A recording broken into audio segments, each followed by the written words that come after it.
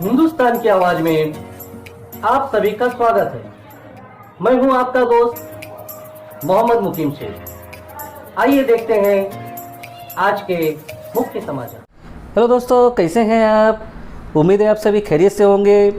मैं हूं आपका दोस्त मोहम्मद मुकीम शेख और इस वक्त हमारे साथ में मौजूद है मुंबई प्रदेश कांग्रेस सेवा दल के अध्यक्ष सतीश मनचंदा जी।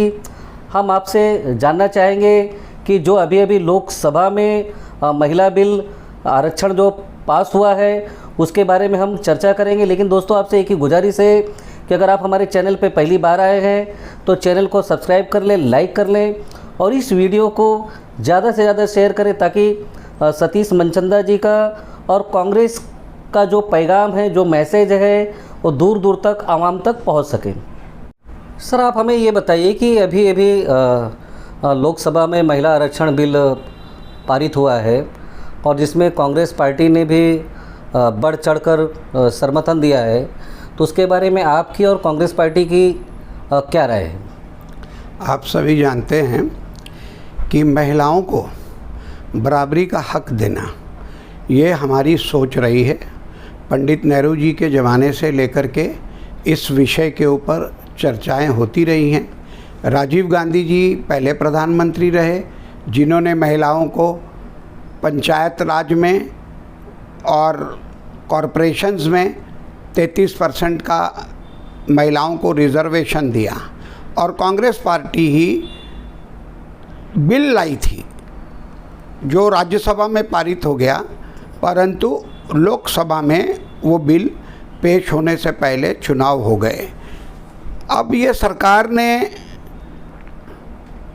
पुराने बिल को नवा नाम दे कर के लाए हैं।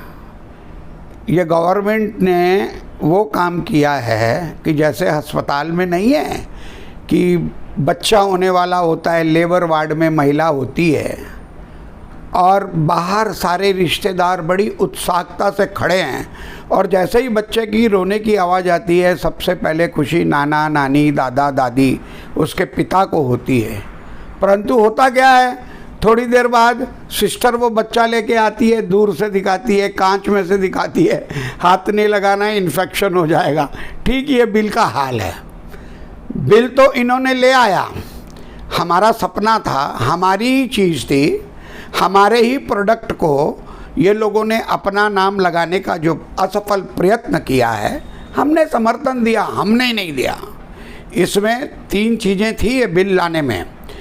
पहला तो मोदी जी समझते थे इंडिया में फूट पड़ जाएगी जो इंडिया गठबंधन बना है, मगर इंडिया गठबंधन ने बता दिया आप कितने भी पैंतरेबाजी करो हमारे में फूट पड़ने वाली नहीं है। सब ने एक मुश्त होके 485 वोट दिए और 2 ही वोट जो है विपक्ष में गए, विरोध में गए, वो भी एक टेक्निकल रीज़न से, क्योंकि वो कुछ सर्टन अमेंडमेंट चाहते थे। जब अमेंडमेंट चाहते हैं तो कैसे उसके फेवर में वोट करेंगे।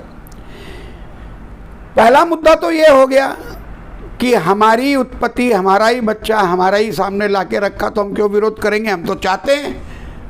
दूसरी बात यह है, आप देखिए महिलाओं का देश की उन्नति के लिए कितना योगदान रहा है।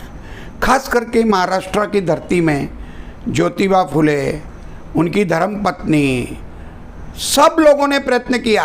हल्या रांगणेकर, मृणाल गोरे, प्रमिला दंडवते, ये सब प्रयत्नशील रही कि महिलाओं को आरक्षण मिलना चाहिए। दुर्भाग्य रहा कि राजीव गांधी जी की अचानक मृत्यु हो गई और वो बिल आ नहीं सका, परंतु अब ये बिल आया। आप ये बिल के महत्व को समझते हैं? मैं थोड़ा आपको महाभारत काल में ले जाऊंगा।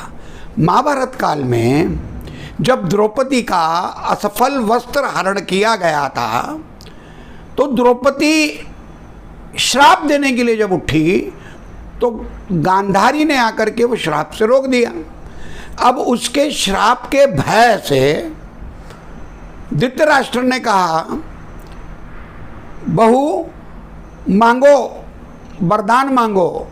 तो वो सबसे पहले मांगती है कि मेरे पतियों को दासत्वता से मुक्ति प्रदान करिए। वो प्रदान कर देते हैं, बोले और मांगो।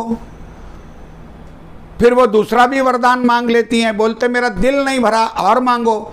तो वो कहती है किसी भी सती को 2 से ज़्यादा वरदान मांगने का और किसी भी राजा को 2 से ज़्यादा वरदान देने का अधिकार नहीं है।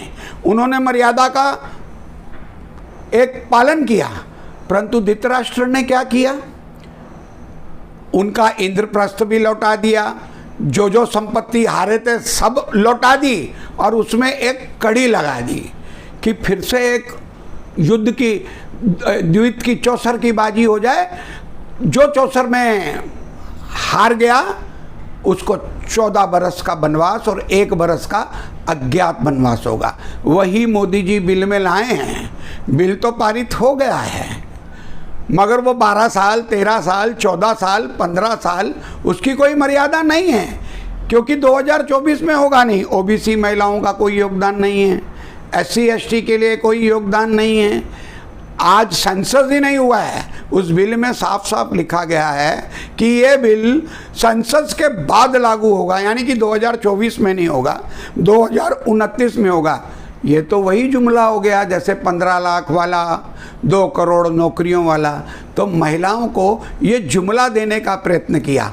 मोदी जी ने चाल तो अच्छी खेली थी, परंतु ये चाल उनको उल्टी पड़ गई, जो उनको 2024 में महिलाओं का योगदान नहीं मिलेगा, ये वो अपने दिमाग से ख्याल निकाल दें। मतलब ये है कि ये सिर्फ महिलाओं को और देश की जनता को बहकावे का काम किया उन्होंने भी। आप देख लीजिए, 9.5 साल से मोदी जी की हुकूमत है, और इन 9.5 सालों में मोदी जी ने जितने भी वादे किए कोई पूरा नहीं किया। चाहे नौकरियों का हो, चाहे 15 लाख का हो, चाहे महिलाओं की सुरक्षा का हो, किसी भी चीज़ में वो खरे नहीं उतरे हैं। उन्होंने सोचा एक महिलाओं को बरगला दूं, जो 50% रिजर्वेशन में आती हैं, महिलाओं का 50% की भागीदारी होती है, तो कम से कम ये वोट का 50% का हिस्सा तोड़ लूं। मगर मोदी जी भूल जाते हैं, इस देश में पन्नाबाई जैसी महिलाएं भी हैं जिन्होंने अपने राष्ट्र को, अपने राजकुमार को सुरक्षित रखने के लिए राजकुमार को हटा के अपने बेटे को रख दिया, जिसको राजा ने काट दिया। जब तक पन्नाबाई और ज्योतिबा फुले और इतनी सारी महिलाएं, झांसी की रानी, अरुणा आशिफ अली जैसों की पवित्र आत्माएं, इंदिरा गांधी जैसी की पवित्र आत्माएं इस धरती पे वास करती हैं, यहाँ महिलाओं को कोई छल नहीं सकेगा। अब 2024 में महिलाएं मोदी को झुनका दिखाएंगी।